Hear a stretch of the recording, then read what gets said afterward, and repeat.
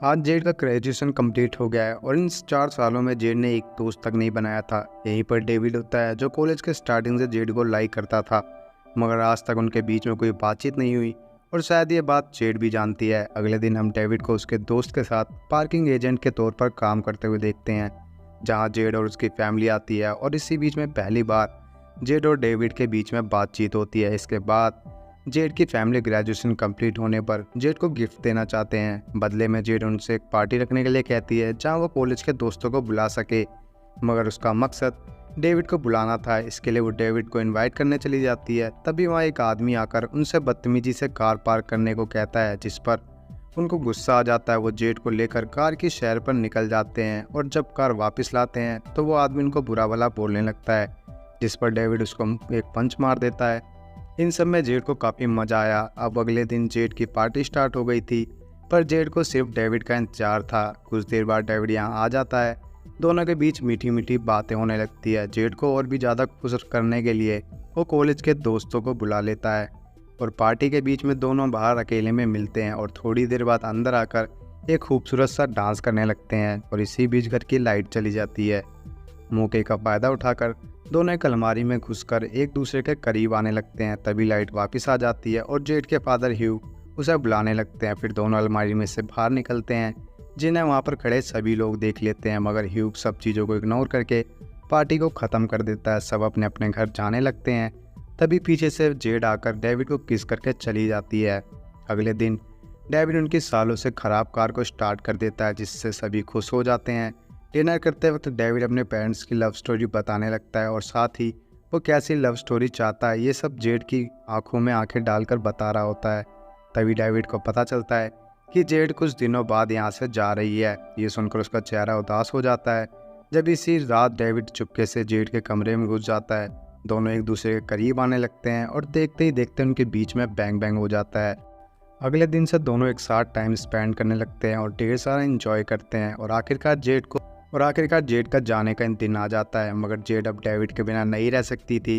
वो अपने फादर से जाने के लिए मना कर देती है। इस बात से उसके फादर नाराज़ हो जाते हैं। अगली सुबह जेड को पता चलता है कि उसके फादर फैमिली ट्रिप के लिए सबको लेक हाउस पर लेकर जा रहे हैं। जेड मना करती है, मगर उसके फादर नहीं मानते, इसलिए जेड डेविड को ही लेक हाउस पर बुला लेती है। ये देखकर ह्यूग भड़क जाता है, मगर जेड डेविड के साथ मस्ती करने चली जाती है और ह्यूग को उसकी वाइफ समझाने लगती है। फिर डिनर करते वक्त ह्यूग डेविड से अपने बर्ताव के लिए माफ़ी मांगता है। तभी यहाँ 2 लोग और आते हैं। रात में सभी मस्ती कर रहे होते हैं, जहाँ डेविड स्टोर से फुलझड़ियाँ लेने जाता है, जहाँ वो जेड के फादर को आई हुई औरत के साथ मूड बनाते हुए देख लेता है। ये देखकर वो शॉक्ड हो गया है और ह्यूग को भी इस बात का एहसास हो जाता है। अगले दिन ह्यूग डेविड को बोट पर लेकर जाता है और उल्टा डेविड को ब्लेम करने लगता है। इसके बाद ये सभी एक जगह जाते हैं जहाँ पर उनके दोस्त और भी थे। ये सभी रात में एक जू के अंदर जाकर इंजॉय करने लगते हैं, मगर थोड़ी देर बाद यहाँ पुलिस आ जाती है। डेविड इन सभी को बचाने के लिए खुद को पुलिस के हवाले कर देता है। अब जेड अपने फादर को रात का सीन बताते हुए डेविड को छुड़वाने के लिए कहती है। ह्यू जेड के सामने शर्त रखता है कि डेविड को छुड़वाने के बाद उसे पढ़ाई के लिए बाहर जाना होगा। जेड मान जाती है। इसके बाद ह्यू डेविड को छुड़ाकर जेड से दूर रहने के लिए कहता है और साथ ही उसकी फैमिली के बारे में उल्टा सीधा बोलने लगता है। डेविड गुस्से में उसके मुंह पर एक पंच मार देता है। अब ह्यूग अपनी बेटी को चोट दिखाते हुए बताता है कि डेविड ने उसे मारा है। इस बात पर जेड को यकीन नहीं होता और वो सीधा डेविड से मिलने चली जाती है, जहाँ जेड के हाथों पर निशान देखकर समझ जाती है कि उसने ही उसके फादर को मारा है और गुस्से में उल्टी सीधी कार चलाने लगती है, जिस वजह से उसका एक्सीडेंट हो जाता है। अब डेविड जल्दी से जेड को हॉस्पिटल लेकर जाता है, जहाँ ह्यू डेविड के फादर से मिलता है और उसे एक लेटर देता है जिसमें लिखा था अगर डेविड जेड के आसपास भी दिखा तो उसके गैराज के साथ साथ उसे भी जेल में बंद होना होगा। जेड ठीक होने के बाद सीधा डेविड से मिलने जाती है, मगर डेविड के फादर उसे सारी बात बताते हुए डेविड से मिलने के लिए मना कर देते हैं। अब जेड पढ़ाई के लिए दूसरे शहर चली जाती है और डेविड अपने फादर के साथ काम करने लगता है। धीरे धीरे दिन बीतते जाते हैं, पर दोनों में से किसी का भी मन नहीं लग रहा था। डेविड की ऐसे हालत देखकर उसके फादर उसे अपना प्यार पाने के लिए कह देते हैं, जिसके बाद वो जेड की मदर से मिलता है, जहां उसकी मदर बताती है कि कुछ दिनों में जेड क्रिसमस के लिए आ रही है। उसी दिन डेविड ह्यूग से पहले जेड से मिलने एयरपोर्ट पर पहुंच जाता है और दोनों मिलकर सबसे पहले किस करते हैं और अपने दिल की फीलिंग्स को एक दूसरे को बताते हैं।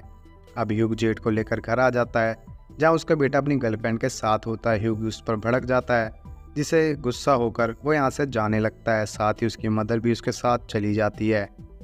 इसी चीज़ से जेड भी अपने फादर को बता देती है कि वो डेविड के साथ जा रही है। इसी बीच ह्यूग के पैर से ज़मीन पर एक मोमबत्ती गिर जाती है और घर में आग लगना स्टार्ट हो जाती है। इधर ह्यूग अपने गुस्से पर कंट्रोल करके उन्हें बख्श देता है और वापस घर में आता है और आग देखकर जल्दी से अपने एंटिक पीस को इकट्ठा करने लगता है। ये दोनों भी आग को देख लेते हैं। फिर डेविड जल्दी से घर में ह्यूग को बचाने जाता है और कैसे भी करके दोनों बाहर आ जाते हैं।